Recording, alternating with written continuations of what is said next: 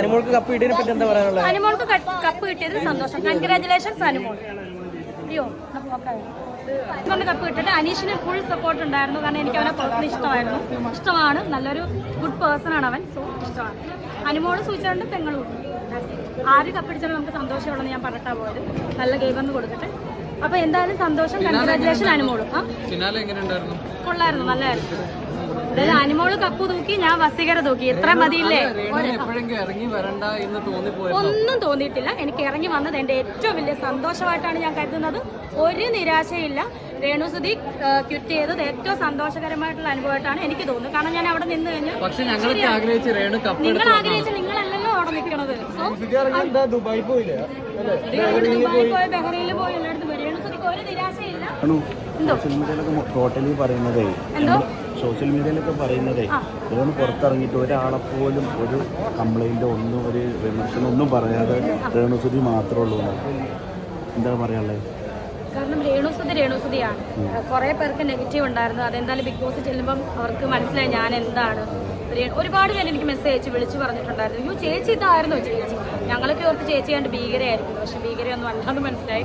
എന്തായാലും big boss പോലത്തെ ഒരു പ്ലാറ്റ്ഫോമിൽ ഇത്രയും ദിവസം നിൽക്കുക എന്ന് പറഞ്ഞാൽ ഞാൻ വോക്കൗട്ടായി വന്നു. എനിക്ക് ഹെൽത്ത് ഓക്കെ അല്ല. ഇതിൻ്റെ ഇതിനെ കാണണം, കിച്ചുവിനെ കാണണമെന്ന് പറഞ്ഞാണ് ഞാൻ വന്നത്. അവരെ കണ്ടു. അപ്പോൾ എല്ലാവരും ചോദിക്കും ദുബായിൽ പോയി അപ്പം എന്ന് ഞാൻ ഇവനെ ഫോൺ വിളിക്കുമായിരുന്നു, കാണുമെന്ന് കിച്ചുവിനെ വിളിക്കുമായിരുന്നു.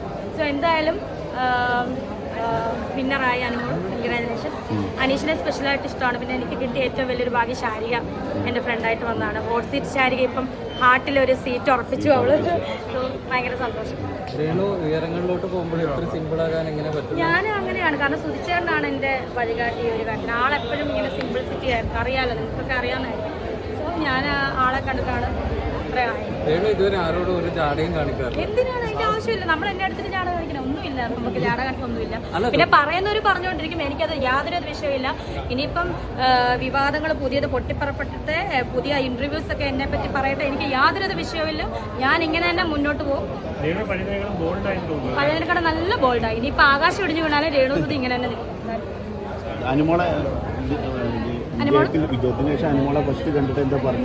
കെട്ടിപ്പിടിച്ചു. കൺഗ്രാജുലേഷൻസ്